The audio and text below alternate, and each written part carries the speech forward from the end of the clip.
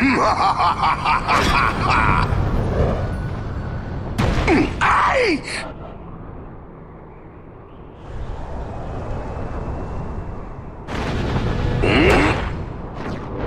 we fight!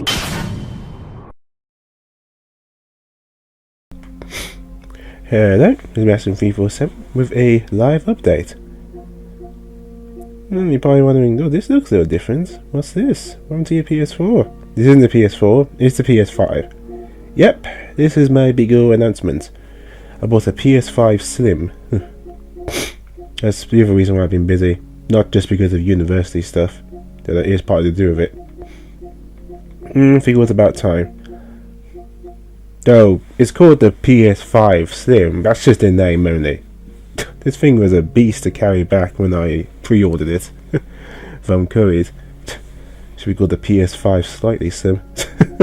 Anyway, I just want to talk about why I haven't been being consistent. Again, university is part to do with it as well, because I'm doing a project where I make a board game based off of a review I did in my last assignment. So, yeah. Not necessarily have to make the board game itself, but that's why there's going to be a lot of gaps and stuff. But luckily, I've at least completed the main game, Star version. So that was just post game stuff, which I can take my sweet time with. It won't take too long. Even with the new additions, the post game shouldn't take too long to do. But I just want to talk about a bit my personal opinions on the PS5 and a few things maybe you might know, might not know. Foremost, for instance, sorry, with a cold. One thing is about PS4 games, specifically those that you can upgrade to PS5. If I have only 7 Remake as an example, I'm playing that again. Yeah, just preparation for Final 7 Remake. But anywho, I went through so many rings to get to the upgraded version. But here's the thing: put the disc in. This, I think it's really for disc versions, so I'm gonna put this in to show you off. So put it in like so, and the PS5 version right here is fine. But then the PS4 version pops up. Yes, even though I've upgraded to PS5 version, every time you put a disc in, that version still will pop up as well. It's pretty annoying. That's why I strongly recommend that if you do have PS4 versions of games that can be upgraded to PS5 into disc edition, just stick to the PS4 version. The exception being if the PS5 version has exclusive bonuses. Final 7 does, because it's integrated, which is a DLC exclusive to the PS5 version. So that's why. This is really annoying because this is frustrating as well. I had to put all my saves. I had to go to this version of the game, then make a version of the save in the cloud, then go to this version of the game and transfer that save onto it. Ugh, so annoying. But it's done now anyway. That's actually the other reason why I'm not going to bother with upgrading other versions of the PS5, because I probably have to do that as well for all the rest, which is super annoying. Anyway, I'm not going to be playing Final 7 Remake for the PS5, there's no point in doing that off screen, it's for fun. But yeah, another thing I didn't know, which you should be interested in, is the fact that if you were upgrading Final 7 Remake to the PS5 version, you need to buy Integrate separately. That's only if you buy the PS5 version out off the bat, yeah. So that's annoying, but I will get it because I actually do want to catch up with Final 7 Remake. So that way I can be prepared for Rebirth, which looks pretty awesome, by the way. Seriously, can't wait for the end of February. But I also want to show a few other features as well. For instance, I've been preparing to get a PS5 for quite a while. Briefly for my PS4 games, I was quite worried because even though the PS5 Slim has 1 terabyte, when you exclude all the system stuff that needs to be added in, it's about 800 or something. That's still nowhere near the space for my PS4 games. That's where my extension comes in. As in my storage.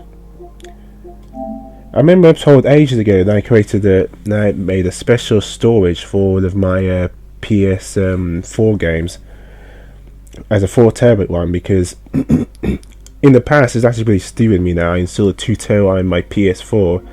That was dumb. I should have just gotten the 4 terabyte external hard drive, and that'd be much quicker and far less hassle. But you know, hindsight's 2020. But although it's a bit concerned, if you have created external hard drive for your PS4, you'll instantly work for your PS5. Just connect it up after you set it for the first time. Just give it a bit while, and basically it's just set up like this. So I've got about 2 terabytes left, which is about right. Would have been 1 point something, but I got with the PS4 version 5.7 remake because of the PS5 version now. Even though that one pops up for some reason, but I think it's because of the PS4 disc. Yep, so all my games right here, perfectly fine. They're all disc editions though, but yeah, even if there is like a PS5 update, I'm probably not going to do that if I'm going to play these games again. It just seems kind of pointless and a little confusing. Now, what about game saves and stuff? That's actually a really important thing I want to talk about as well. Let's see. There we go. Save data. Yeah. Pretty important. On your PS4, just download it from the cloud storage. Seriously. When you do that, then once you download it to basically the cloud, then on the PS4, then just upload it to the system data, and that's it. Seriously. So the cloud save, if you have a PSN, basically gives you 100 gigabytes. That's more than enough for your game saves. I've got like 6 gigabytes of altogether, so it's more than enough room. And then just upload it straight to console storage. I actually still have the cloud copy, but I'm going to keep that anyway. There's no point deleting it, and it's stored on the cloud itself, so that gives you any space. You can also do it from USB drive. Just make sure you haven't formatted it to be compatible with storage. Storage is not the same. USB extended storage is just for your games and apps, video games. It is not for save data. You can only use only console storage use games and save data. That is really important. You've got to get the distinction. But as soon as you do that, you're pretty much all good. Oh, I got 1.64 terabytes space left. Oh, okay. There's still more of space. Yeah, as you can see, it's supposed to be 1 terabyte, but because of like audio system stuff, and Final Fantasy 7 Remake, I got about 733 gigabytes, which isn't going to be enough later on. I'm okay for the moment because I did buy a few PS5 games for Christmas, but eventually I will get pretty much a 4 terabyte SSD drive with built-in heatsink. That's probably the other reason why I bought the PS5 Sim. It's easy to take apart and just put the stuff in. The other one was a little awkward because it's just one giant case. It's kind of dumb. Also interesting about this version is that you can actually take off the disk drive. Literally just take the whole thing off and make it digital if you want. Yeah, just take it off. It isn't built in. It's like you can take that off, and it's super easy. So like, what about that? Well, there is actually a pretty good point to do this. What if your disk drive one day fails or doesn't work? You can easily replace it, buy a new one, and stick it in. It's super easy once you find tutorials online. Seriously, it's effortless. That's kind of a hidden advantage there too. So pretty much increases longevity. Of course, you do have to be online to actually use the disk drive. And you gotta register it to the console, so you gotta be online, which I think is kind of stupid, but yeah. But you know, beggars can't be choosers. Also, another setting. Let's see. There's a user's account. Where is it?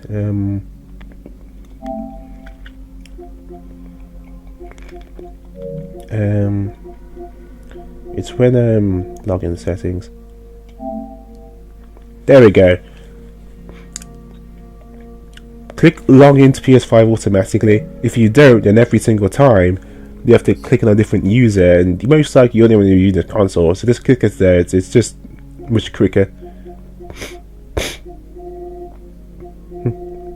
But yeah, once it sets it up, it's very quick. Seriously, the loading times are minuscule.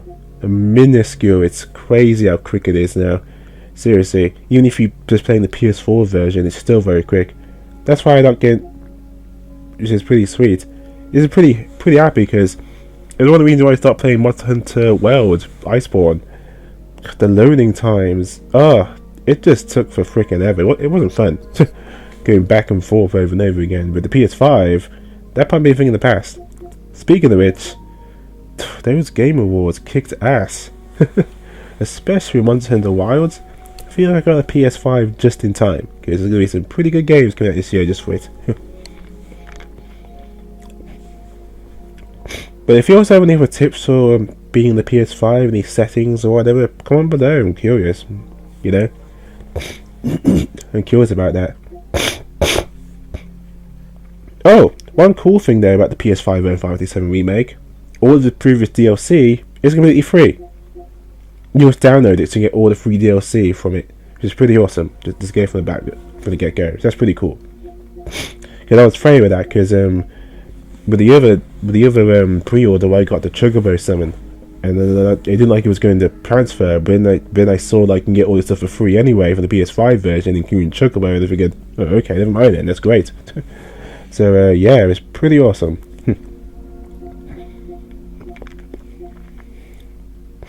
One other thing I know about the PS5, specifically the Slim version, this is really, really important, guys. Usually when Sony releases the new version, the PS5, of the PlayStation, it's just like an extra version. Usually the Slim version is an alternative. PS5, not so much. The PS5 Slim is going to replace the old fat version. So eventually, you're either buying the fat PS5 or only PS5 Slim. Something to consider when buying it, because say maybe you got a warranty or something, or you need to replace it. You don't need to do that if the old PS5 is out of circulation, or just to not remake it anymore. So you know.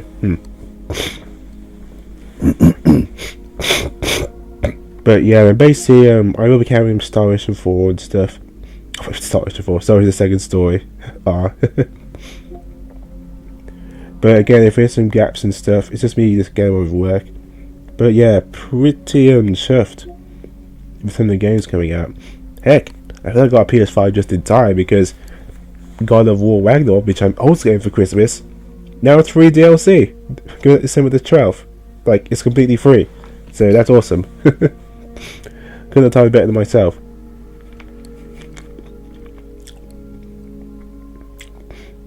But yeah, the Game Awards were definitely a lot of fun. I watched it last night. Yeah. Real good winners right there. Balls Gate 3 to stole the show. So many awards for it. It's kind of crazy. Oh, I can see it down here. Yeah. They get for free for the PS5 version.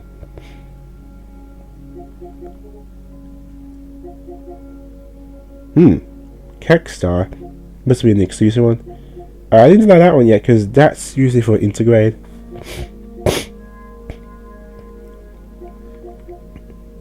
Yeah, that's intermission, the new story content. Yeah, that's the one I have to buy. Again, pretty annoying, but that's just how it is.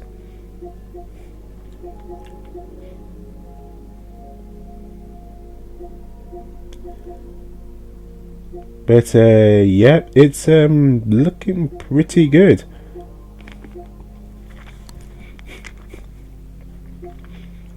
So yeah, next time I'm just having a Star Ocean, the second story, I'm just giving the post game stuff. But that's pretty much why I want to tell you why I was away and stuff for a while. I was doing university stuff, and probably gonna get used to that, guys, because most likely it's gonna happen in quite a while. There's something I'm doing at the moment to just like help prepare me for the real assignments. So if you think I'm taking time off here, it's gonna be even more later on. But that's all we want to talk about. If you saw the game awards, comment below which was your favourite part and stuff. There was so much, it's kind of hard to talk about all of it. But it was definitely a lot of fun. Strangely, that odd cameo of Gonzo from the Muppets, just kind of random, but it was funny, I guess. But yep, this is Wrestling 347 with live updates, and I'll see you guys then when I continue on with Star Ocean second story R. So yeah, see you guys then, and I'm fully enjoying my PS5 Slim.